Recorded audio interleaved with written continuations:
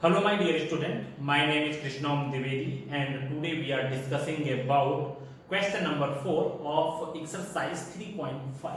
So, what is our questions? Then we can say that form the pair of linear equation in the following problems and find their solutions by any algebraic method. Okay? हमारे पास क्या है, यहाँ पर बहुत सारी word problem है, 4 to 5 word problems हैं, and we have to create some equations by these word problems, and after that we have to solve these equations by using any algebraic method. We can use substitution method, we can use elimination method, we can use cross multiplication method. कोई भी method हम लोग use कर सकते हैं इसको solve करने के लिए, ठीक है, इक्वेशंस को सॉल्व करने के लिए। चलिए देखते हैं हमारा वर्ड प्रॉब्लम क्या है। A part of monthly hostel charges is fixed and the remaining depends on the number days one has taken find in the mess, ठीक है, food in the mess। कह रहे a part of monthly hostel charges is fixed, मतलब अगर कोई बंदा hostel में रहता है तो उसके मंथली चार्जेस फिक्स हैं, ठीक है, और अगर उसके साथ वो कुछ एक्स्ट्रा एक्टिविटीज करता है या एक्स्ट्रा कुछ चीजें लेता है तो उसके चार्जेस उसको अलग से देने पड़ेंगे। तो वही इसमें कह रहा है कि a part of monthly hostel charges is fixed and the remaining depends on the number of days one has taken food in the mess, ठीक है, मतलब कि बाकी का जो चार्जेस है वो डिपेंड करता है कि किसी बंदे ने कितने दिन तक मेस से खाना खाया है, ठीक है। When a student A takes food for 20 days, she has to pay rupees 1000 as hostel charges, ठीक है, मतलब यहां पर आपका जो है ना, एक कोई A नाम का स्टूडेंट है and she has taken 20 days food from the mess, then she have to pay 1000 rupees, मतलब कि उसने मेस से 20 डेज का खाना लिया, प्लस में उसको उसका पैसा देना पड़ेगा, प्लस में हॉस्टल के मंथली चार्जेस भी उसको पे करने पड़ेंगे, ठीक है। फिर इसमें से हम लोग देखते हैं as a hostel charges where as a student B who takes food for 26 days and pays rupees 1180 as a hostel charges, ठीक है। एक बंदे ने 20 डेज तक खाना खाया, उसने 1000 रुपीज पे किए, और एक बंदे ने 26 डेज तक खाना खाया तो उसने 1180 rupees as a hostel charges pay किए। Find the fixed charges and the cost of food per day, हमें ये फाइंड करना है कि हॉस्टल का मंथली फिक्स्ड चार्ज कितना है और वन डे का खाने का चार्ज कितना है, ये हमें यहाँ पर फाइंड करना है, ठीक है। तो यहाँ पर सबसे पहले सॉल्यूशन में दो चीजें सपोज करते हैं, ठीक है। क्या है यहां पर, सबसे पहला हमारा काम होगा let the monthly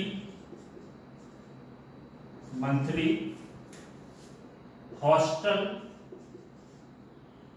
monthly fixed charges of hostel monthly fixed charges of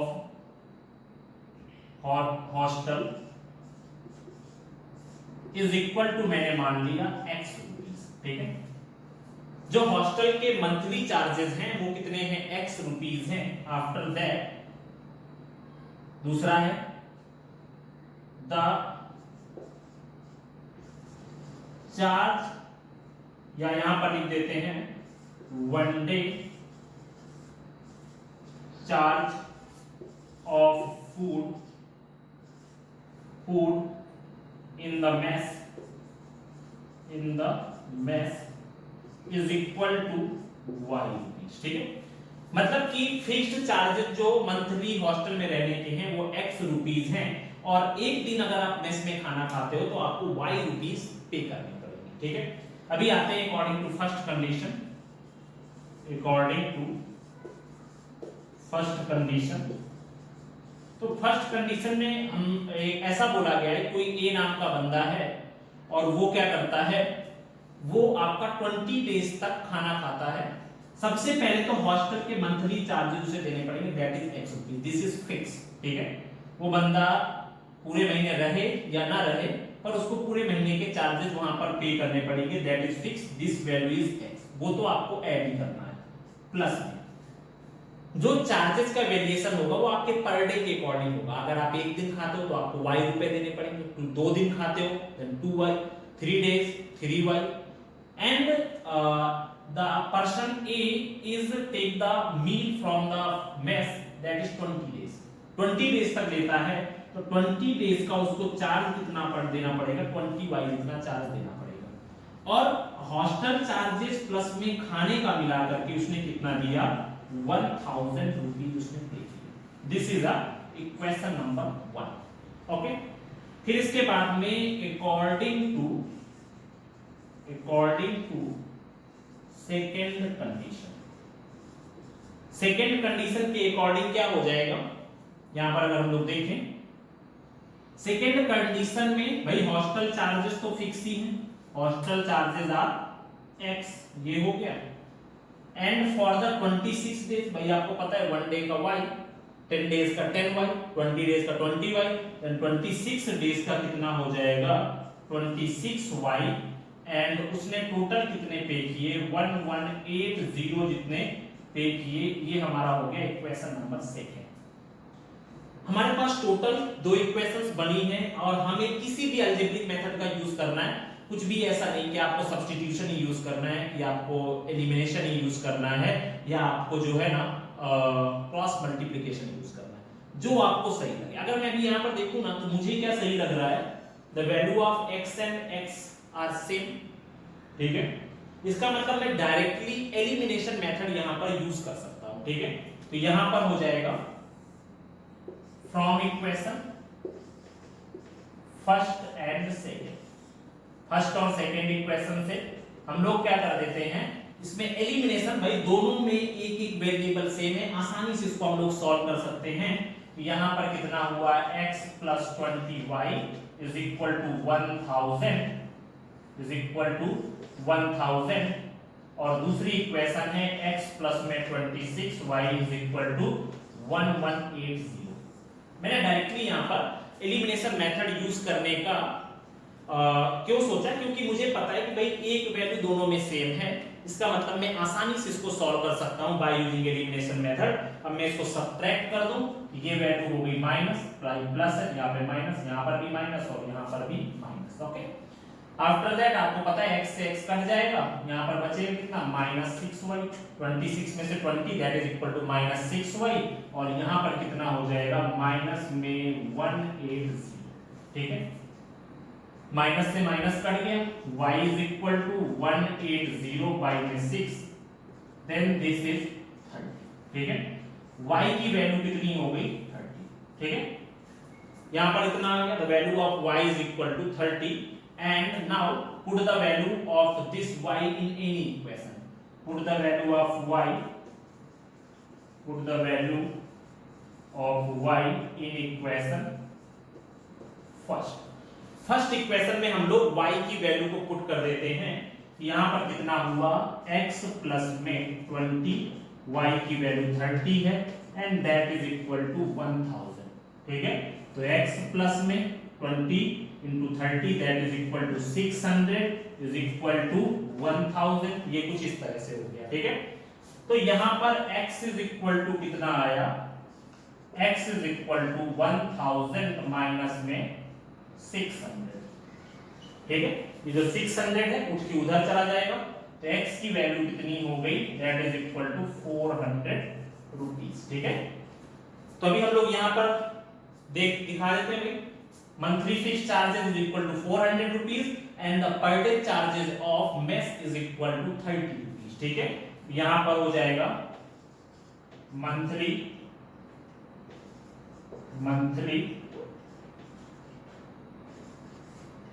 fixed charges of hostel is equal to 400 rupees, ठीक है, एंड इसके बाद में 1 day charge of food, 1 day charge of food is equal to 30 rupees, ठीक है। यहाँ पर मैंने आपको बताया इस तरह से हमने सॉल्व किया। पहले मैंने इक्वेशंस क्रिएट कर दी, इसके बाद में मैंने एलिमिनेशन मेथड का यूज करके y की वैल्यू फाइंड कर ली, फिर इसको y की वैल्यू को यहाँ पर रख दिया, then we will get the value of x, then the monthly fixed charges of hostel is 400 rupees and the one day charge of the food is equal to 30 rupees. तो ये हमारा हुआ एक्सरसाइज 3.4 के फोर्थ का first का solution. Okay, इसको लिख।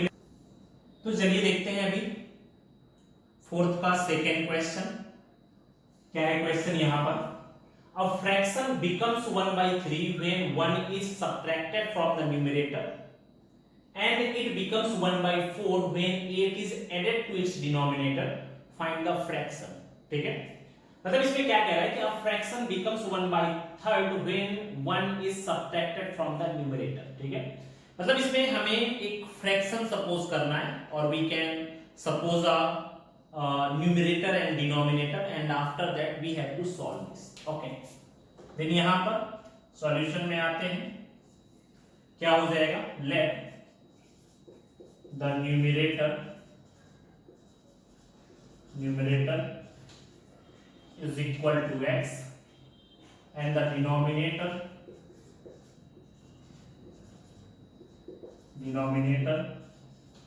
Is equal to y।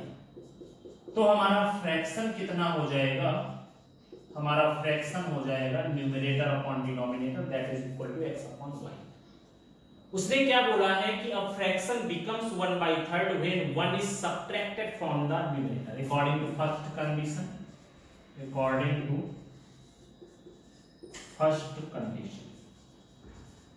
First condition के अकॉर्डिंग उसने बोला है, यहां पर न्यूमरेटर अपॉन डिनोमिनेटर देते हैं। उसने बोला है कि when 1 is subtracted from the numerator, 1 is subtracted from the numerator, then its fraction become 1/3।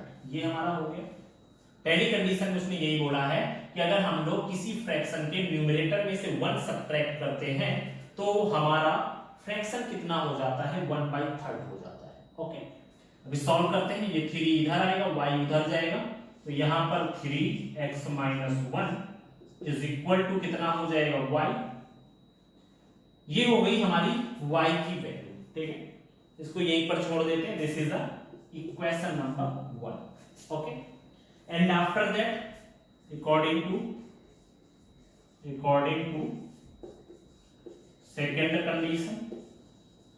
Second condition के अकॉर्डिंग उसने बोला है and it becomes 1/4 when 8 is added to its denominator.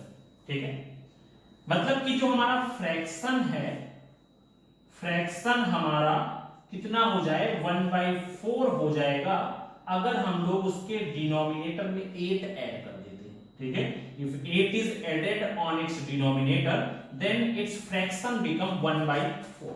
ठीक है, अब हमारा काम क्या है? इसको इधर ले जाओ, इसको इधर ले जाओ। ठीक है, ये कितना हो जाएगा? This is 4x is equal to y + 8। ये हमारा हो गया। ठीक है, इसको हम लोग क्या लिख सकते हैं? इसको हम लोग लिख सकते हैं 4x - y is equal to 8। This is equation number 6।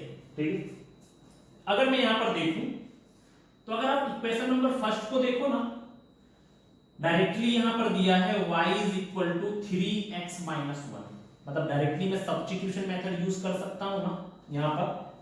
ठीक है, यहां पर मैंने लिखा use substitution method by using, ठीक है, by using substitution method put the value of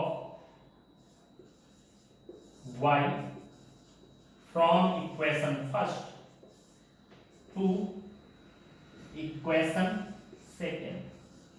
मतलब यहां पर by using substitution method we can put the value of y in equation second। ठीक है, तो यहां पर मैंने क्या किया, जब आप ये वैल्यू रखोगे 4x माइनस y की वैल्यू कितनी है? y की वैल्यू है 3, x minus 1 is equal to 8। ठीक है, इतना हुआ। यहां पर 4x माइनस 3x, 3 का मल्टीप्लाई अंदर कर दिया, फिर माइनस माइनस कितना हुआ 1 इज इक्वल टू 8। 4x में से 3x गए that is equal to x, और ये 1 उधर गया 8 minus 1 then x is equal to 7। ये हमारे पास क्या हो गई वैल्यू ऑफ x हो गई, ठीक है। Now put the value of x in equation first, put the value of x in equation first, ठीक है। x की वैल्यू यहां पर रख देते हैं, तो यहां पर 3 ब्रैकेट में कितना है 7 minus 1 is equal to y, then 3 into में 6, 7 में से 1 गए 6 is equal to y, then y is equal to 80, ठीक है। ये हमारे पास x और y दोनों की वैल्यू होगी।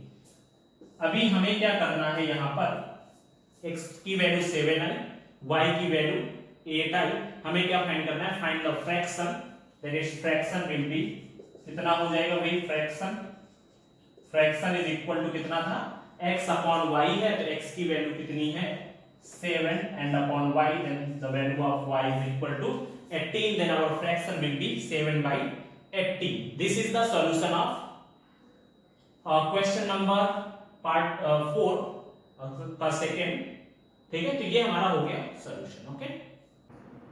चलिए तो भी देखते हैं एक्सरसाइज 3.5 के फोर्थ के थर्ड पार्ट को, ठीक है।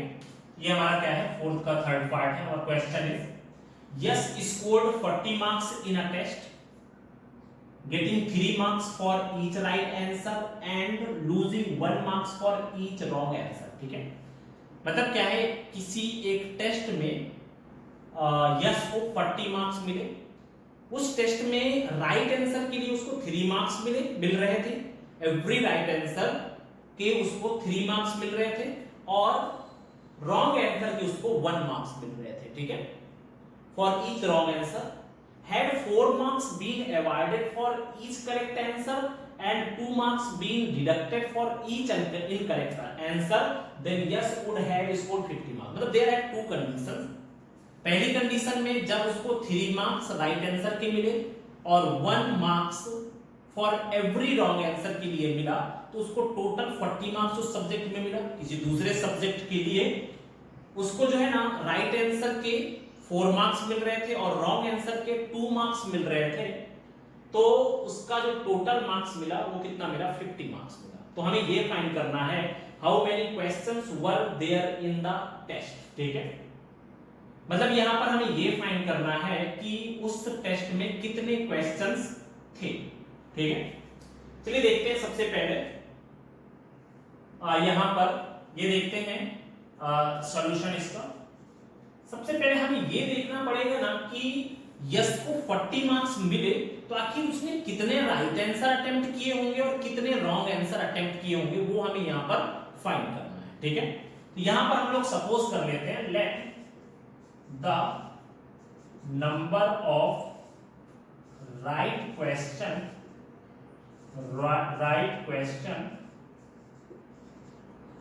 attempted by yes is equal to x, ठीक है। x questions are attempted by s as a right question, ठीक है। and after that the number of wrong question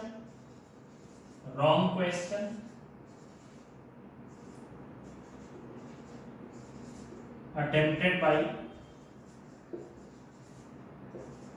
yes is equal to y, ठीक है। उसने रॉन्ग क्वेश्चन जितने भी attempt किए उसको x क्वेश्चंस लिया और जो y लिया, और जो राइट क्वेश्चन थे वो कितने लिए, मैंने x लिए, ठीक है। अभी अगर मैं देखूं तो हम लोग आते हैं अकॉर्डिंग टू फर्स्ट कंडीशन,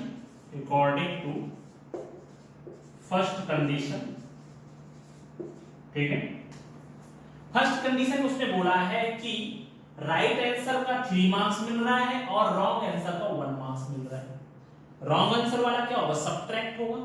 तो आपको पता है कि अगर उसने x number of questions attempt किए हैं, ठीक है, तो उसको जो है ना मल्टीप्लाई बाय 3 करेंगे। भाई मैं आपसे कहूं कि आपने एक क्वेश्चन 3 मार्क्स का है और आपने 7 क्वेश्चन सही अटेम्प्ट किए हैं, तो आप क्या करोगे, टोटल मार्क्स को जोड़ने के लिए number of questions attempted into में मार्क्स ऑफ एवरी क्वेश्चंस, ठीक है, आप यही करोगे इसमें। तो यहां पर मैंने बोला कि आपको एक क्वेश्चन के कितने मार्क्स मिलते हैं, 3 मार्क्स मिलते हैं, और नंबर ऑफ क्वेश्चन आपने जो अटेम्प्ट किए राइट वो कितने हैं, x है। यहां पर total number which will be got by yes by the right answers that are 3x, और इसके बाद में रॉन्ग आंसर के मार्क्स तो सबट्रैक्ट हो जाएंगे राइट आंसर के मार्क्स में थे, मार्क्स में से। तो अभी मैंने क्या किया, आपको यहां पर पता है कि आपको रॉन्ग आंसर का कितना मार्क्स मिल रहा है, 1 मार्क्स मिल रहा है। तो 1 का क्या करेंगे, that will be -1 into y, तो -1 इनटू y कितना हो जाएगा, y हो जाएगा, ओके।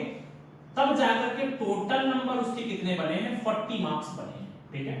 मतलब राइट नंबर के 3 into x, these are the number of questions attempted by yes, right questions attempted by yes, so 3 into number of right questions and -1 into number of wrong questions is equal to कितना हो, 40, क्योंकि total number उसके कितने हैं, 40 है, ठीक है।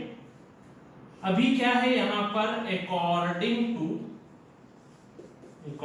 to second condition, ठीक है, according to second condition। अब इसमें क्या है, 4 marks being avoided for each right answer and 2 marks being deducted for each incorrect answer। मतलब राइट के लिए कितना मिल रहा है, 4 मार्क्स मिल रहे हैं, number of attempted right answer, right questions attempted by Yash, और 2 मार्क्स डिडक्ट हो रहे हैं किसके लिए, रॉन्ग क्वेश्चन के लिए। दैट टोटल मार्क्स कितने मिल रहे हैं, 50 मार्क्स मिल रहे हैं। ये हमारा हो गया सेकंड का आंसर, सेकंड का मतलब कंडीशन का इक्वेशन हो गया, ठीक है।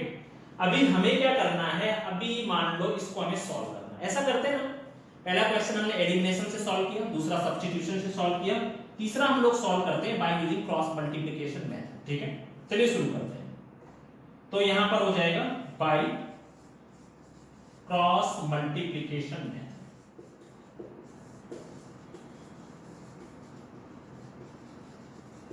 ठीक है। क्रॉस मल्टीप्लिकेशन मेथड में सबसे पहला काम हमारा क्या होगा, x अपॉन में, y अपॉन में और 1 अपॉन में, ठीक है, ये कुछ ऐसा हो गया। अभी अगर आप दोनों इक्वेशंस को देखो तो x वाले को हमें कंसीडर नहीं करना, अभी कहां शुरू करेंगे, y से। तो मैंने क्या किया यहां पर -1 एंड -2, और ये 40 और 50 इधर आए, क्योंकि भाई मैंने आपको बताया था कि हमें क्वेश्चंस को कैसे रखना होगा, a1x प्लस में b1y प्लस में c1 के फॉर्म में रखना पड़ेगा। Then this 40 will be like this -40 and this 50 will be -50, क्योंकि ये इस तरफ आ जाएंगे। ये इक्वेशन कैसी हो जाएगी, ये इक्वेशन हो जाएगी 3x - y - 40 = 0, this is equation first, ठीक है। सेम ये इक्वेशन भी कुछ ऐसी ही हो जाएगी। अभी अगर मैं यहां पर देखूं y के लिए मतलब आपको यहां से शुरू करना पड़ेगा, -40 - 50, ये कुछ ऐसा हो गया। इसके बाद आप कहां पर आ जाओगे, x वाले में, देन 3 और यहां पर 4 हो जाएगा। अभी 1 वाले के लिए देखते हैं भाई, तो यहां पर 3 और यहां पर 4, और y वाला कितना है, -1 और -2, यहां पर -1 और यहां पर -2। अब इसको सॉल्व कर देते हैं by using cross multiplication method. देखो भाई कैसे सॉल्व करेंगे, डिनोमिनेटर में जो भी वैल्यूज हैं उनको हम लोग क्रॉस प्रोडक्ट कर देंगे, क्रॉस मल्टीप्लाई कर देंगे। यहां पर कितना होगा, x के नीचे कितना आएगा भाई, -1 * -50 दैट इज इक्वल टू +50, यहां पर कितना होगा, 50 हो गया। बीच में साइन माइनस का, -2 * -40, माइनस माइनस हो गया plus, that is equal to -80। इसके बाद में y अपॉन में, यहां पर कितना हुआ, -40 * 4 दैट इज इक्वल टू 44 जा 160, दैट इज इक्वल टू -160। इसके बाद में बीच में साइन माइनस का, 53 जा 150, दिस इज इन माइनस -150। इसके बाद में यहां पर 1 अपॉन में, अब इसके बाद में 3 * 2 = 6 दैट इज -6। इसके बीच में माइनस का साइन, फिर इसके बाद में 4 * -1 दैट इज इक्वल टू -4 ये हो गया। इसके बाद में क्या हो जाएगा, x अपॉन में -30 -50 + 50 that is equal to -30 is equal to y upon में -160 प्लस में 150 माइनस माइनस प्लस हो गया। इसके बाद में यहाँ पे 1 अपॉन में -6 + 4 ये हो गया। इसके बाद में यहाँ पर कितना हो जाएगा, x अपॉन -30, यहाँ पर कितना हुआ y अपॉन में -10 160 में से 150 इज इक्वल टू 1 अपॉन में -2 -6 + 4 इतना हो गया। अभी x की वैल्यू के लिए आप क्या करोगे, x upon -30 is equal to 1 upon -2 minus से माइनस कट गया, x is equal to 30/2 then x is equal to 50 ये x की वैल्यू हो गई। सेम फॉर y के लिए हम लोग क्या करेंगे, यहाँ पर y के लिए हो जाएगा y बाई में -10 is equal to 1 upon -2 minus से माइनस कट गया, तो यहाँ पर y इज इक्वल टू कितना हो गया 10/2 इज इक्वल टू 5 ये हमारी हो गई y की वैल्यू। ठीक है, तो इसका मतलब मैं ऐसा कह सकता हूं कि यस ने कितने राइट क्वेश्चंस अटेम्प्ट किए और यस ने कितने रॉन्ग क्वेश्चन अटेम्प्ट किए। यहां पर हम लोग ऐसा कह सकते हैं, right question attempted by Yash is equal to 15 जो भी x की वैल्यू है कि हमने राइट क्वेश्चन के लिए x माना था दैट आर 15 ये हमारी क्या हो गई 15 हो गई। And wrong question attempted by Yash is equal to 5। ठीक है, तो ये हमारा हो गया क्वेश्चन नंबर 4 के 3rd का सॉल्यूशन। इसको आप लिख लीजिए। चलिए तो अभी देखते हैं 4th question. Places A and B are 100 kilometre apart on a highway. ठीक है, कोई एक हाईवे है जिसमें कि हमारे पास दो व्हीकल हैं, दो प्लेसेस हैं A and B। We can say that this is A and this is B। ये हमारे पास प्लेसेस A और B हो गए और दोनों प्लेसेस के बीच की डिस्टेंस कितनी है 100 किलोमीटर। ठीक है, apart on a highway one car starts from A and another from B at the same time. ठीक है, दोनों कारें एक A से जाती है एक B से जाती है, दोनों सेम टाइम पर चलना स्टार्ट करती हैं। If the cars travel in the same direction at different speed they meet in 5 hour. अगर दोनों कार सेम डायरेक्शन में चलती हैं तो दोनों जो है 5 आवर के बाद मिल जाती हैं। ठीक है, if they travel towards each other they meet in 1 hour. What are the speed of two cars. ठीक है, हमें ये फाइंड करना है कि यहां पर अगर वो सेम डायरेक्शन में चलती हैं तो वो दोनों जाकर के किधर मिल जाती हैं, दोनों की जो स्पीड है वो कितनी हो जाएगी वो हमें यहाँ पर फाइंड करना है। दोनों डिफरेंट स्पीड से चल रही हैं, हमें ये फाइंड करना है कि जब वो सेम डायरेक्शन में चलती हैं तो वो 5 आवर के बाद एक दूसरे से मिलती हैं, और जब वो डिफरेंट डायरेक्शन में चलती हैं तो वो 5 आवर के बाद एक दूसरे को 1 आवर में मिलती है, 1 आवर में मिलती है। ठीक है, तो चलिए इसका सॉल्यूशन देखते हैं। let the speed of first car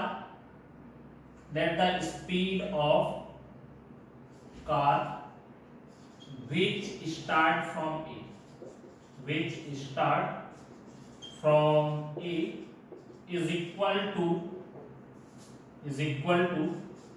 x kilometer per hour. Okay, and after that the speed of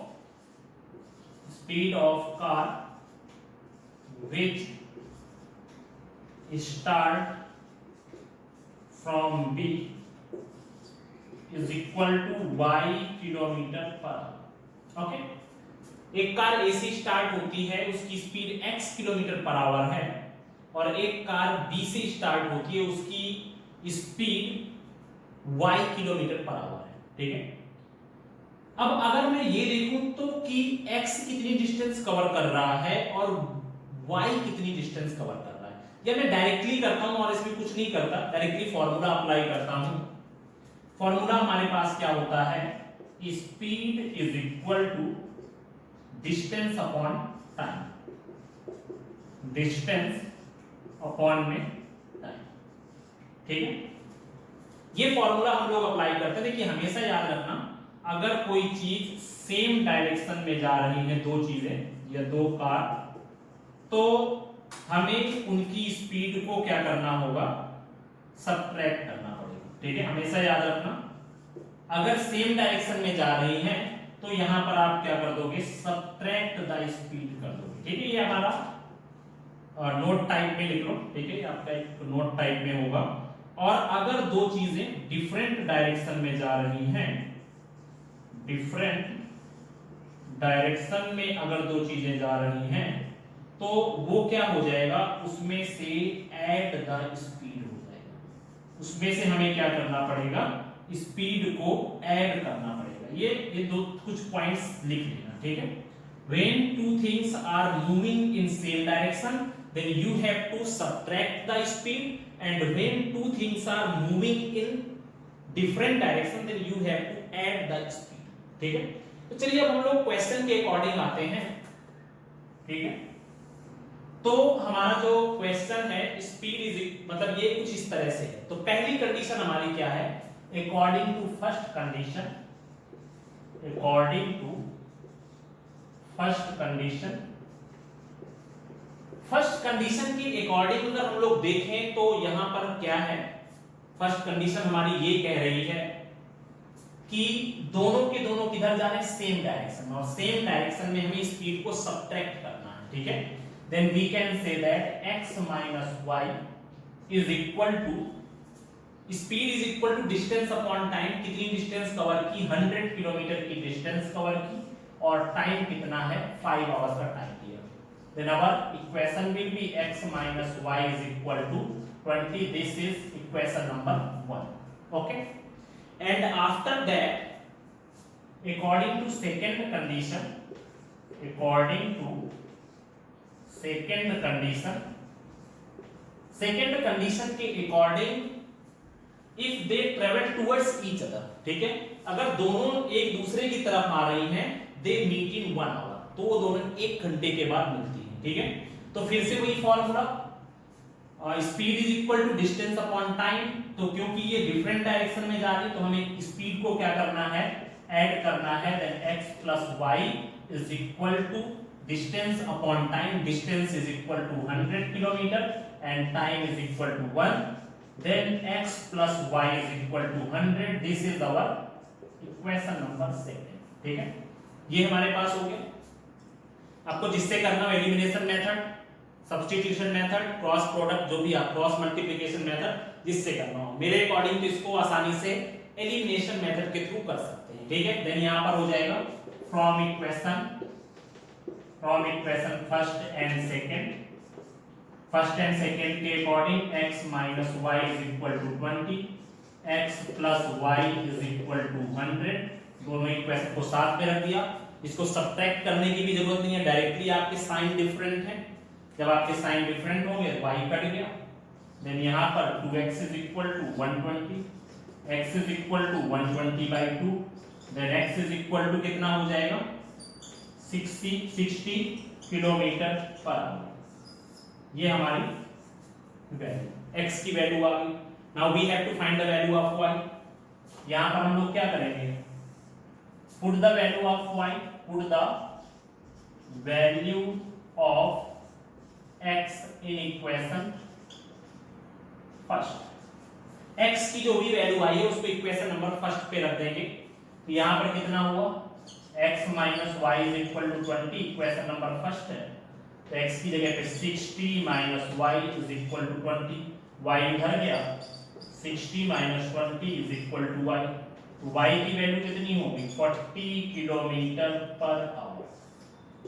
okay, ये हमारा y की वैल्यू होगी। देन स्पीड मींस यहां पर जो कार ए से स्टार्ट हुई थी, speed of car which start from A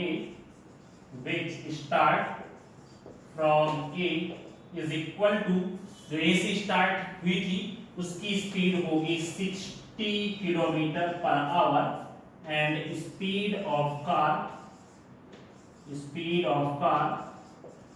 which start from B is equal to 40 kilometre per our. ठीक है, तो ये हमारा हो गया फोर्थ का आंसर। ठीक है, तो ये हमारा सॉल्यूशन रहा और बहुत ही इंपॉर्टेंट क्वेश्चन है, ये बोर्ड एग्जाम में भी पूछा गया है और 2009 में शायद पूछा गया था सीबीएसई बोर्ड एग्जाम में। तो ये हो गया इसका सॉल्यूशन। चलिए तो अभी देखते हैं फोर्थ का fifth part. This is the last question of this exercise 3.5। तो हमारा क्वेश्चन है the area of a rectangle gets reduced by 9 square units. ठीक है, if its length is reduced by 5 units and breadth is increased by 3 unit. मतलब कह रहा है कि अगर आप जो है ना लेंथ में 5 यूनिट की कमी कर दो, ब्रेड्थ में 3 यूनिट की कमी कर दो, तो आपका जो एरिया होता है वो 9 स्क्वायर यूनिट रिड्यूस हो जाता है, कम हो जाता है। कह रहा है कि लेंथ आप 5 यूनिट कम कर दो और ब्रेड्थ आप 3 यूनिट इंक्रीज कर दो, then your area of rectangle will be reduced by 9 square unit. Okay, if we increase the length by 3 unit, अगर अभी आप लेंथ में 3 यूनिट का इंक्रीमेंट कर देते हो और ब्रेड्थ में and the breadth by how many units and the breadth by 2 units. ठीक है, by 2 units the area increases by 67 units. It means if you will increase the value of length 3 units then and breadth by 2 units, then area increases by 67 units. ठीक है, तो यहां पर हमें ये देखना है कैसे इसको सॉल्व करना है, ये यहां पर फाइंड करना है। ठीक है, चलिए इसका सॉल्यूशन देखते हैं। मतलब हमें सबसे पहले ये सपोज करना पड़ेगा what is the length of the rectangle and the breadth of the rectangle. ठीक है, let the length of rectangle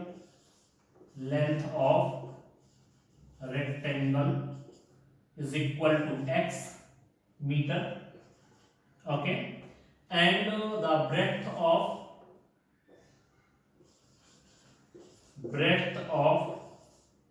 rectangle is equal to y metre. ठीक है, ये हमारे पास लेंथ और ब्रेड्थ दोनों मिल चुकी हैं। Now the area of rectangle is equal to कितना होता है length into breadth, it means x into में y। This is the area of rectangle x into y metre square, ये हमें यहां पर मिला। ठीक है, अभी हमें क्या करना है यहां पर, ये कुछ ऐसा हो गया। अभी अकॉर्डिंग टू फर्स्ट कंडीशन आते हैं, अकॉर्डिंग टू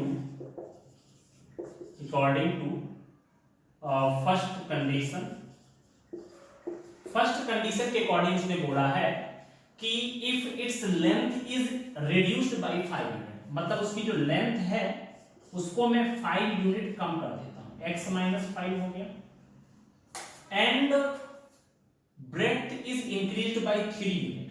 ठीक है, और अगर मैं उसकी ब्रेड्थ को 3 यूनिट इंक्रीज करता हूं, मतलब कितना हो गया, breadth is increased by 3 unit, then y plus 3, x minus 5, क्योंकि हम लोग उसकी लेंथ को 5 जितना कम कर रहे हैं और ब्रेड्थ को 3 जितना बढ़ा रहे हैं, देन वी कैन ऐड, जो कम करेंगे उसको सब्ट्रैक्ट कर देंगे और जो बढ़ाएंगे इंक्रीज करेंगे उसको ऐड कर देंगे, तब उसका एरिया क्या होता है, that will be reduced by 9 square units. ठीक है, तब यहां पर यूनिट के फॉर्म में है, मीटर के फॉर्म में नहीं है। ठीक है, then this is x unit, this is y unit and this is square unit.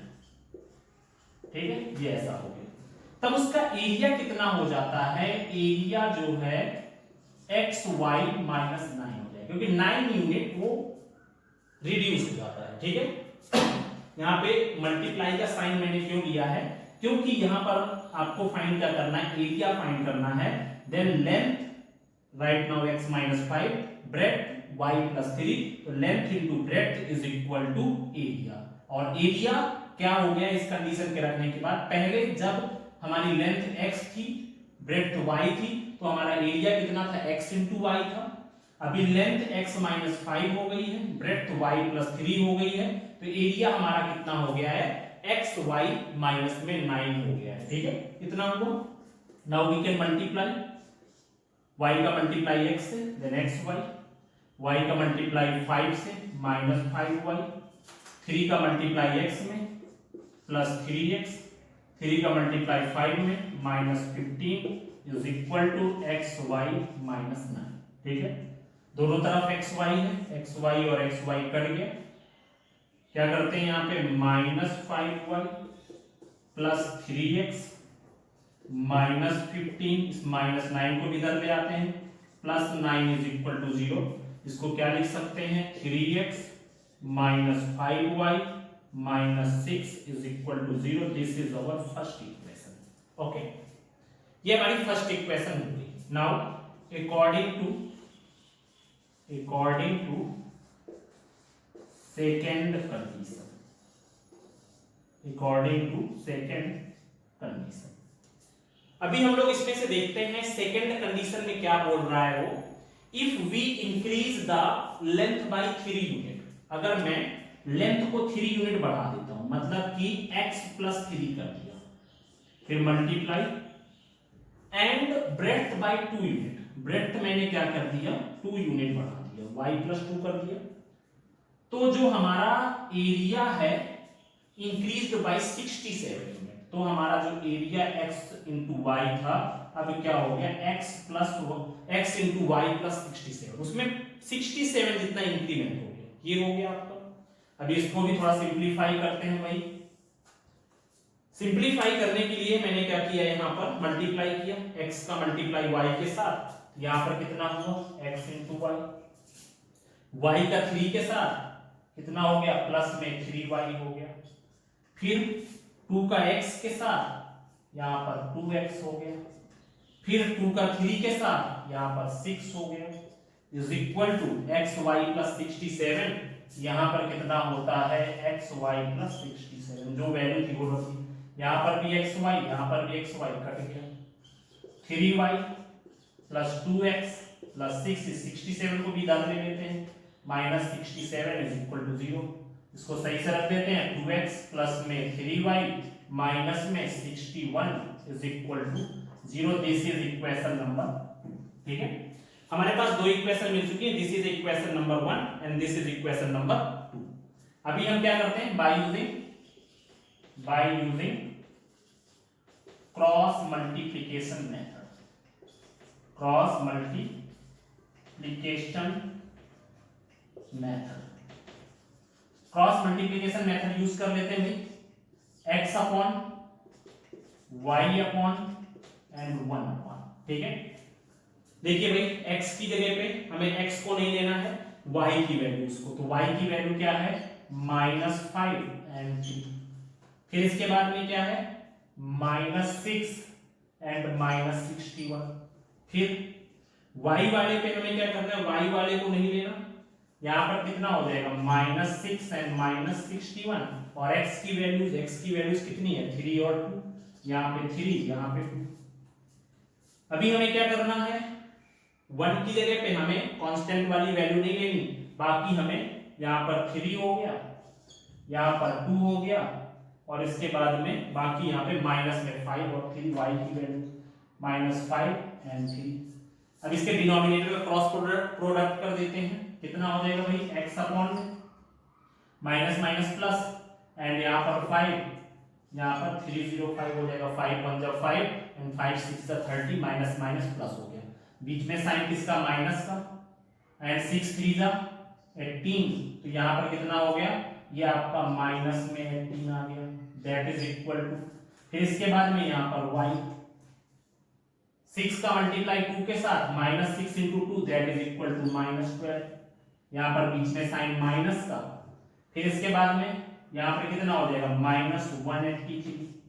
यह हमारा कितना हुआ 3 1 जा 3 and 3 6 जा 18, that one will be in minus, okay, and after that यहाँ पर 1 upon में 3 3 जा 9 and minus में 10। ठीक है, ये हो गया। अब इसको सॉल्व कर लेते हैं और x अपॉन में 305 प्लस में 18, ठीक है, ये हो गया इज इक्वल टू यहाँ पर y अपॉन में -12 और प्लस में 183। इसके बाद में 1 अपॉन में 9 प्लस में 10। ठीक है, ये हमें कुछ इस तरह से मिला। ठीक है, अभी हमें क्या करना है, इसको और आगे सॉल्व करना है। देन x अपॉन में ये कितना हो जाएगा 323। ओके, इसके बाद में y अपॉन में यहाँ पर कितना हो जाएगा 1 और इसके बाद में 8 में से 1 देन 7 171 हो गया इज इक्वल टू यहाँ पे 1 अपॉन में 90। ठीक है, ये कुछ इस तरह से हो जाएगा। अभी x की वैल्यू फाइंड करनी है, तो x की वैल्यू के लिए हमें क्या करना पड़ेगा, x अपॉन में 323, x अपॉन में 323 इज इक्वल टू 1 अपॉन 19। तो इसको अगर आप सॉल्व करोगे तो कितना हो जाएगा, x is equal to 323 upon में 90। ठीक है, अब इसको आप डिवाइड कर लो भाई, कितनी बार जाएगा ये 1 टाइम, ठीक है 1 और आई थिंक 7 टाइम्स। ठीक है, ये हो जाएगा 7। ठीक है, तो x की वैल्यू कितनी आ गई 17 आ गई। Okay, and after that we have to find the value of y also. Then value of y कैसे फाइंड करोगे, चलो इसको लिख लेना आप लोग। ठीक है, इसको अपना इतना यहाँ रिपीट कर दे रहा हूं मैं। देन यहां पर हम लोग अगर देखें तो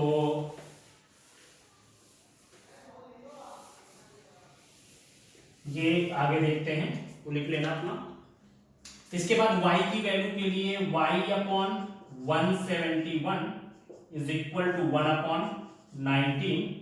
तो y is equal to 171 upon 19, then y is equal to कितना हो गया 9।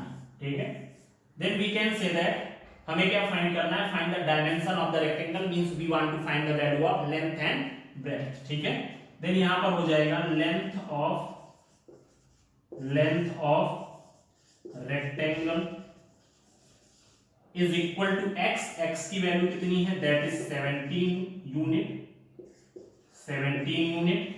And the